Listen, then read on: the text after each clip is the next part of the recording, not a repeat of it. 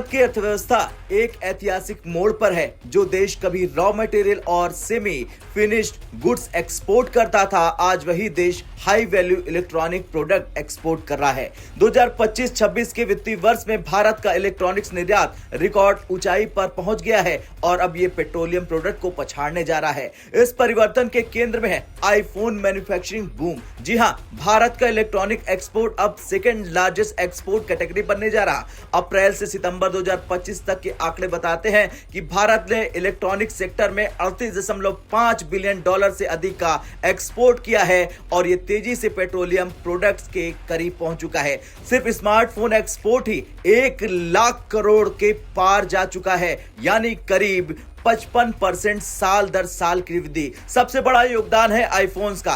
Apple और उसके manufacturing part Foxconn और टाटा इलेक्ट्रॉनिक्स भारत को ग्लोबल टेक्नोलॉजी एक्सपोर्ट मैप पर नई पहचान दिला रहे हैं। इस रिकॉर्ड ग्रोथ के 3 बड़े कारण हैं। पहला, एप्पल का भारत की ओर झुकाव। जैसे जैसे एप्पल ने आईफोन प्रोडक्शन का एक बड़ा हिस्सा भारत में शिफ्ट किया, भारत के एक्सपोर्ट ग्राफ में जबरदस्त उछाल आया। सिर्फ अप्रैल जून 2025 क्वार्टर में भारत ने 6 बिलियन डॉलर से अधिक के आईफोन एक्सपोर्ट किए, जो पिछले साल की तुलना में लगभग डबल है। दूसरा, सरकार का प्रोडक्शन लिंक्ड इंसेंटिव यानी कि पीएलआई स्कीम। इस स्कीम ने इलेक्ट्रॉनिक मैन्युफैक्चरिंग को सीधे तौर पर इनाम दिया। जितना ज्यादा प्रोडक्शन और एक्सपोर्ट उतना ज्यादा इंसेंटिव। इसके चलते विदेशी कंपनियों को भारत में फैक्ट्रियां लगाने का सीधा फायदा मिल गया। तीसरा है ग्लोबल सप्लाई चेन में भारत का नंबर 1 बनना। अब दुनिया चाइना +1 स्ट्रेटजी अपना रही है।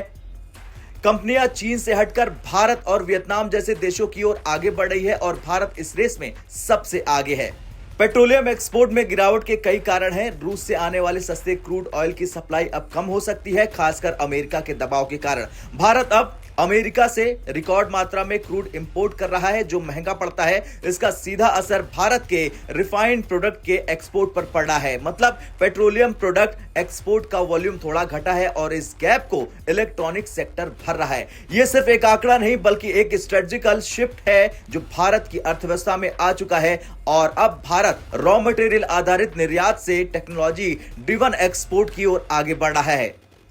ऐसे में एक सवाल उठता है, क्या इससे भारत का ट्रेड बैलेंस सुधरेगा? आंशिक रूप से हां, इलेक्ट्रॉनिक एक्सपोर्ट बढ़ने से करंट अकाउंट डेफिसिट को कुछ राहत मिलेगी, लेकिन ध्यान देने की बात यह है कि भारत अभी भी बहुत से कंपोनेंट इंपोर्ट करता है। मतलब जितना ज्यादा भारत एक्सपोर्ट करेगा उतना ही कुछ इंपोर्ट भी करना पड़ेगा। इसलिए सरकार का अगला फोकस होना चाहिए सेमीकंडक्टर और कंपोनेंट लोकलाइजेशन में। खैर, साल 2025-26 में भारत का इलेक्ट्रॉनिक एक्सपोर्ट सिर्फ एक नंबर नहीं बल्कि संकेत है कि भारत अब टेक्नोलॉजी आधारित मैन्युफैक्चरिंग पावर बन रहा है। यह बदलाव भारत के इंडस्ट्रियल बेस, रोजगार और वैश्विक प्रभाव तीनों को नई दिशा देगा। मेड इन इंडिया अब सिर्फ एक नारा नहीं बल्कि एक ग्लोबल रियलिटी बनने जा रहा है।